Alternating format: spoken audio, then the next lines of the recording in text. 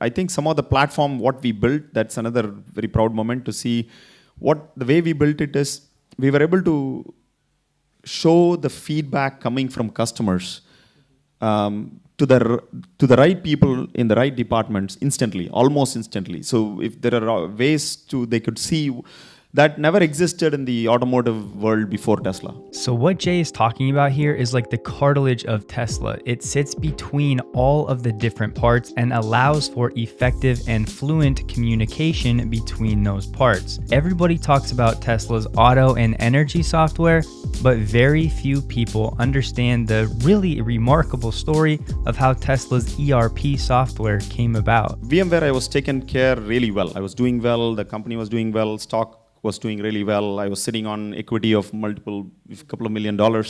So there is really no reason for me to go out. But definitely Elon kind of had that vision, very, very impressive. My role was also very interesting. He made it very clear it was not a very typical CIO role, basically not run the internal systems for the company only. So it was the way he described this, Jay, I want someone like you to build the central nervous system of Tesla. This is exactly his words. And then he said, it has to be seamless vertical integration with a closed feedback loop to our customers. So basically, the feedback loop of the customers has to be the fastest in any industry. That way we can deliver the product in the fastest way possible. At the same time, deliver the follow-on services, anything we deliver in the fastest way possible. I'm very proud to say we built pretty much the central nervous system of the company, from everything from Tesla.com, when a customer goes and designs their car browsers, to most of the systems in-house. And including the systems that runs on all the Tesla retail stores. So we brought that vision to life, and Elon was pleasantly thrilled about what we did, and he's been a phenomenal supporter. So it's a great journey. And you'll also get a pretty cool story of more of what makes Elon Elon when it comes to his otherworldly vision and timelines. ERP stands for Enterprise Resource Planning, and it's a process companies use to manage and integrate the important parts of their business. Think of it as one ERP software system that integrates planning, purchase inventory, sales, marketing, finance, HR, manufacturing, and more into one system, allowing for streamlined and efficient communication. Today, most ERP systems are web-based applications that users can access remotely. As you can imagine, these ERP systems need to be tailored and customized to each specific company for the best results, as the needs for a multinational company like Tesla and a mom-and-pop single-location coffee shop would be very different. The two giants in the ERP space are SAP and Oracle. SAP was founded in 1972 and was initially called System Analysis Program Development, later abbreviated to SAP. It grew from a 5-person endeavor to employing over 100,000 employees today. SAP established the global standard for enterprise resource planning software. Today, SAP has more than 230 million cloud users. Oracle is the other giant in the industry, the company that was once guided by a friend of Elon's, Larry Ellison. Ellison stepped down from his CEO role of Oracle in 2014, but remained involved with the company. Companies like Walmart, Exxon, Apple, Ford, GM, Costco, and Alphabet all run SAP's ERP software. Tesla actually used to run SAP software, but it chose not to upgrade a few years back when Tesla needed to improve its back-end software, the heart of what's running the business operations at Tesla. And instead, Tesla made a choice that only Tesla and Elon would choose to do at a critical junction in its history. Elon decided to scrap the SAP software in favor of creating a custom ERP system in order to provide Tesla with speed and agility at a time when it was experiencing delivery delays on the Model S. And this brings us to Elon's recruiting, another overlooked aspect of his legend. So we rewind a few years before the Model S delays to when Elon tried to bring Jay Vijayan, Tesla's now former CIO, on board. What happened was that very, very early stage, Tesla couldn't come up with an attractive enough offer. When I say attractive enough offer, it was not cash only. Because I had to leave so much, I felt at least equity is good for me. They couldn't offer big enough equity. So I felt I very politely It was on the fence. I was discussing quite a bit with my family, and then finally politely declined. I went even in person to say, sorry, I love what you guys are doing, but honestly, I'm not in a position to take this job. So I went back and did what I was doing, and then I was closely following Tesla after that, even closer. So it was all concept at that time. The Roadster was on the road, but Model S was just a concept at that time. And then slowly when I was following the company, they just came up with the first prototype model of the Model S. It looked gorgeous. So I was following closely, and I felt there are some points of time I felt like, oh, maybe I should have taken the job. But I was fine. I was doing well. And then suddenly I got a call again from Tesla after a year. I should say fortunate for me. Because looks like they hired someone and it didn't work out, and the time was running out to really build that central nervous system. And they said Elon would want to meet me, and I was flattered. I felt like, wow, he remembered me. And then I went and had a one-on-one with them. It was definitely, again, great discussion with him.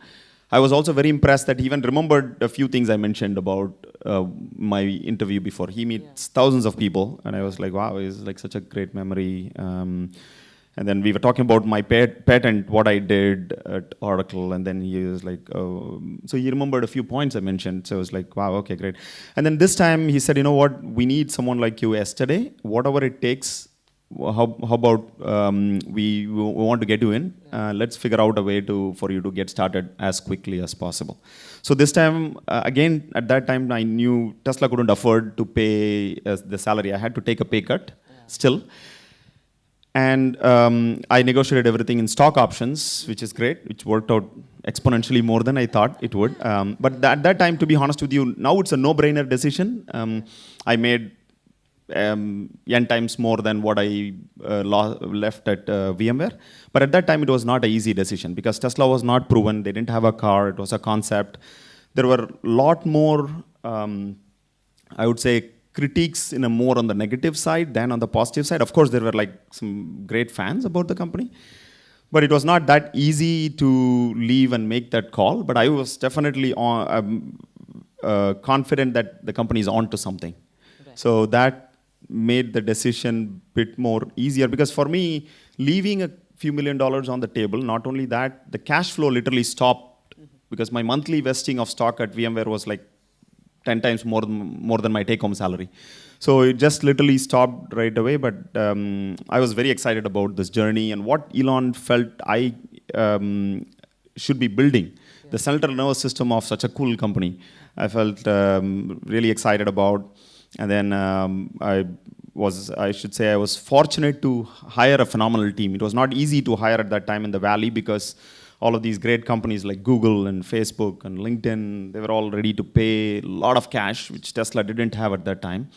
So it's all about selling the vision, talking about what I believed as a vision that Elon is taking. I had to make people who I wanted in my team believe. What Jay said about Elon's vision serving as the catalyst to come on board since Tesla didn't have any money at the time is an awesome anecdote. While much of Silicon Valley and society at large is more focused on dollars and cents, it's encouraging to hear there are still some people that value vision and impact. Now here's one small example of the importance of Warp handling service requests from customers. A customer requests a fix to their braking system. This fix can be created and released as an over-the-air update to the vehicle's firmware. Normally, to fix a braking system, the car would have to go to a dealership for service. Warp provides a way to keep customer service costs low. And I hesitate to even mention this small example because, as I mentioned earlier, Warp is orders of magnitude more capable than this as it spans almost every facet of Tesla's business operations. Even just thinking about the needs of a multinational corporation alone, things like address printing, currency translation, sales and use taxes, remittances to authorities, legal inventory valuation requirements, etc., can start to give you an idea of the impact of this system. And you may recall that just earlier this year, Tesla filed a lawsuit against Alex Catalov for allegedly stealing thousands of software files from Tesla's secure internal network, essentially Tesla's Warp Drive software. Those files consisted of scripts or proprietary software code that Tesla has spent years of engineering time to build. These scripts, when executed, automate a broad range range of functions throughout Tesla's business. Only a select few Tesla employees even have access to these files, and as a member of that group, the defendant, Alex, took advantage of that access to download files unrelated to his job. But I bring this up because the next part of what Tesla said in the lawsuit is important. Developing this complex system is expensive and time-consuming. Tesla has spent roughly 200 man-years of work to develop the quality assurance scripts, the cumulative hours spent by the quality assurance engineering team over the past 12 years. And while it's true that Jay Vijayan and his team implemented Tesla's custom ERP software system, Warp Drive, in just 4 short months, Tesla has essentially been gathering data and iterating internal processes since inception, and Tesla's Warp Drive system was the culmination of all of those efforts. And it should be noted that almost every single auto manufacturer just opts to use the off-the-shelf SAP or Oracle solutions for their backend software, tailoring that pre-existing code. Tesla once again chose the path less traveled of vertical integration for its ERP system, yet another oft-overlooked detail that will play itself out over time in ways not perceived by the public. Tesla has also created several other programs as well, including its TMOS, or its manufacturing operating system that tracks where a Model 3 is in the process of manufacturing, repairs, and testing, or its MES, the manufacturing execution system that supports production of the Model S and X, or its Tesla Executive Factory dashboard that shows equipment effectiveness and line data and allows high-level production numbers to be seen by executives. Or how about its garage portal that lets workers locate a Tesla vehicle and see which firmware updates customers may have gotten or they may still need. And yes, of course, no system is perfect, and Tesla's choice to develop its own ERP system has not been without issues. For example, some Tesla employees have said things like detailed invoices are hard to find in the Warp system due to lack of searchability. As you can imagine, with many different programs, it can be easy to lose track of certain information, and with a custom solution, Tesla has had to troubleshoot on the fly. But this brings us to another awesome anecdote about Elon's greatness. Here's a message from a process technician. I just wanted to express my gratitude for CEO Elon Musk coming down to the front lines at Giga 1 this last week. I cannot speak for everyone, but from where I work, he came in and eliminated 80% of the problems we were having in about 20 minutes. It was amazing. He re-engineered process and final product on the spot and in real time. In completely cool fashion, he actually talked and listened to the workers on the line where the work is being done and the tires hit the road. That same night, we blew away the record for most production by a long shot. My coworkers and I were all giving high fives at the end of the shift. And this holds true to a core Tesla mantra: fail fast and move on. The big takeaway here is that Tesla is running its global operations on a proprietary ERP system that they have 100% control over and can tailor and change quickly to meet the expansion of the company as it grows. It's just like its hardware 3.0 and eventual 4.0 FSD chips, custom built for efficiency specific to Tesla, an investment in the short term that should pay off handsomely in the long run. As Tesla grows larger, the benefits of Warp Drive will also increase. And I'd be remiss if I didn't mention that one day it's possible another Elon creation, Starlink, is providing the internet to rural locations that could become the internet that these cloud ERP systems operate on, and the innovations in solar energy become the source of power, keeping the lights and computers on. But this future, and even where we are today, would not have been possible without part of the madness of Elon. I would still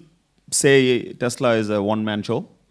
In the sense, like, they have a phenomenal team, but some of these tough decisions, if someone like Elon doesn't make, I don't think Tesla would be here where it is today. He is the person. He is the man who really brought Tesla to where it is. And they have an absolutely great team. And they've been, I think he's been very successful in hiring some top-notch people. But the key is more how he inspires them to go after that vision that he conceived and he wants to deliver to the world.